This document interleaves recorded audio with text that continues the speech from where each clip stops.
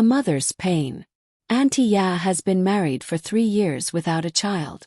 She lived in a community where childlessness was looked on with scorn. The pressure on her for a child to continue with the lineage of her husband was insurmountable. Her mother-in-law will see her and ask, "When are you giving me a grandchild?" Others will ask, "What are you waiting for again? Why are you delaying in giving birth?"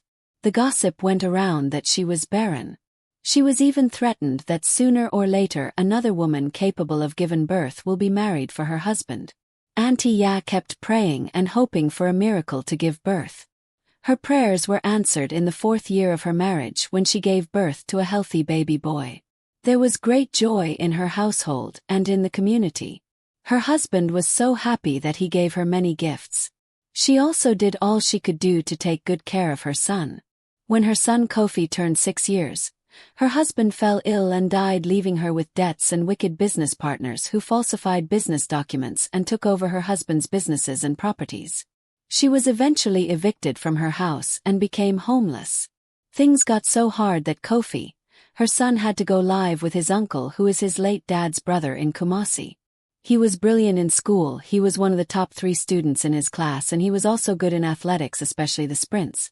He won awards in mathematics, English, general science, among others. He had a scholarship to study in one of the prestigious boarding high schools in Cape Coast.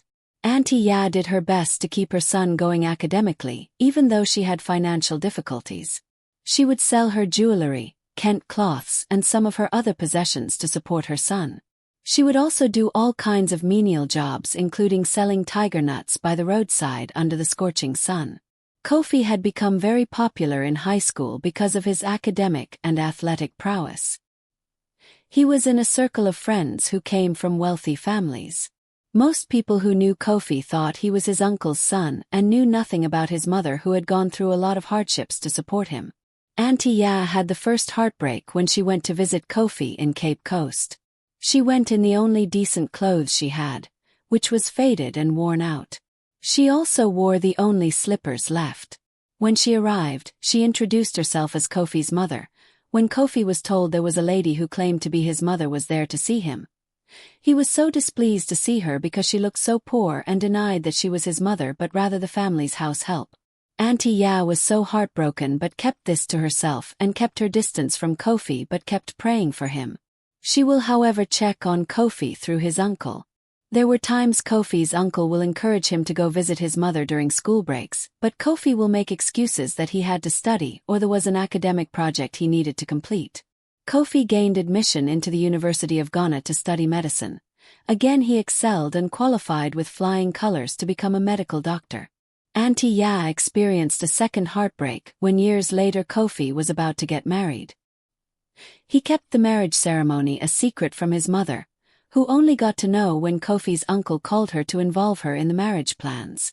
Again, in order not to ruin the relationship between Kofi and his uncle, she pretended she knew about the forthcoming marriage.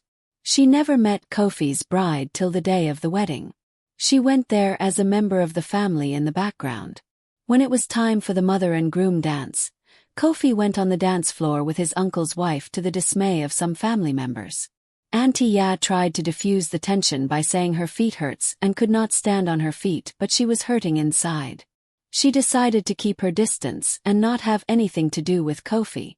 Kofi went on to become a successful surgeon in Accra. He had 2 children with his wife. 10 years later, Kofi's uncle had passed and Kofi was diagnosed with a kidney disease and needed a transplant and had to be hospitalized. There was no match to any of the donors.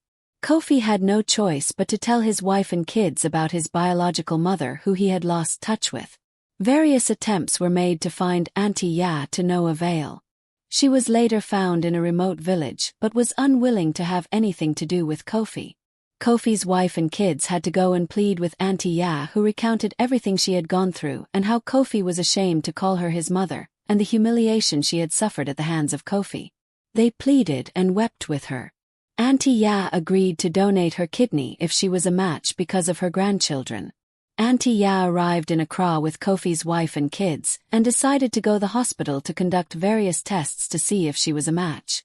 Kofi on his hospital bed requested an audience with Auntie Ya, but she turned it down saying she was there for her grandchildren and not Kofi. Kofi appealed to some his uncle's friends to apologize to his mother, and wanted an audience with the mother so he can apologize himself. Auntie Ya finally agreed to meet with Kofi. Kofi apologized for all the emotional pain he had caused his mother. Auntie Ya wept uncontrollably, recounting her heartbreak and pain, but was willing to forgive her only son. Both mother and son wept. The results of the tests conducted on Auntie Ya to see if she was a match came back positive, and Auntie Ya agreed to donate one of her kidneys, so the transplant was scheduled for the next day, but Kofi's situation had deteriorated so quickly that he passed away that night.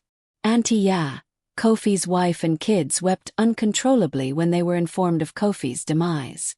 In the end, Auntie Ya's love and sacrifices were acknowledged, and Kofi's wife and kids understood the depth of her devotion. It was a story of resilience, forgiveness, and the enduring bond of family.